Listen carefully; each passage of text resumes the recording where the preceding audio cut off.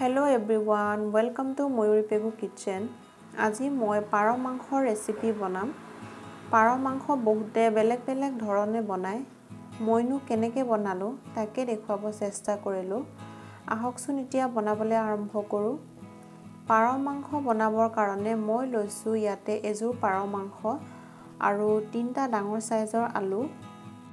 মছলাৰ ভিতৰত ব্যৱহাৰ কৰিছো এটা পিয়াজ, আদা এটুকুৰা, নহৰু 20-25টা, তেজপাত দুখিলা, ইলাচি 3টা, লং 4-5টা, দালচেনি এটুকুৰা, গোটা জালুক 15-20টা আৰু হালদি পাউডাৰ, জিৰা পাউডাৰ, ধনিয়া পাউডাৰ, গৰম মছলা পাউডাৰ, মিট মছলা পাউডাৰ, ৰেড চিলি পাউডাৰ।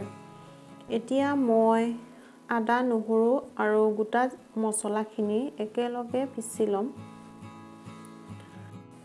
এতিয়া গৰম কেৰাহীত 3 টেবুলস্পুন মান মিঠাতেল দিছো আৰু সেই তেলতে দুখিলা তেজপাত আৰু অকমান পাঁচফোৰণ দিছো। পাঁচফোৰণখিনি ফুটি অহাৰ পাছত ইয়াতে যোগ কৰিম কাটি লোৱা পিয়াজখিনি। পিয়াজখিনি অলপ সময় ভাজাৰ পাছত ইয়াতে যোগ কৰিম মাংসখিনি। এয়া চাওক মাংসখিনি যোগ কৰিছো। মাংসখিনি অলপ সময় ভাজাৰ পাছত ইয়াতে যোগ কৰিম মছলা। এয়া চাওক মছলা যোগ কৰা হৈ গৈছে। এতিয়া মাংস আৰু মছলাখিনি ভালকৈ মিহলাই দিম।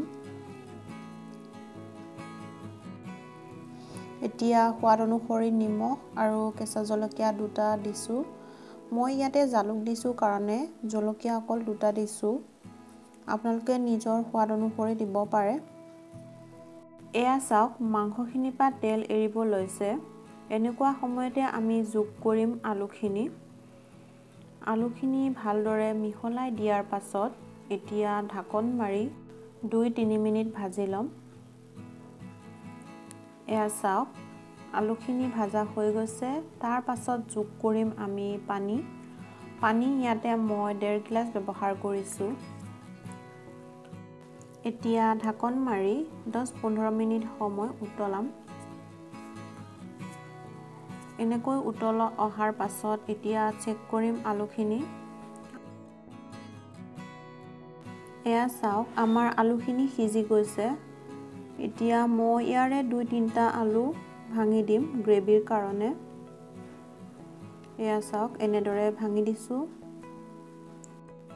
এতিয়া অলপ সময় উতলাৰ পাছত তেল বিৰিঙি উঠিছে। তেনেকুৱা সময়তে গেছ ষ্টভটো অফ কৰিম। এতিয়া গৰম ভাতৰ লগত পাৰ মাংসৰ জোল আৰু লগতে আছিলে লাই শাক বইল আৰু কচুৰ থুৰ। খাবলৈ ইমান সোৱাদ হৈছিলে নহয়।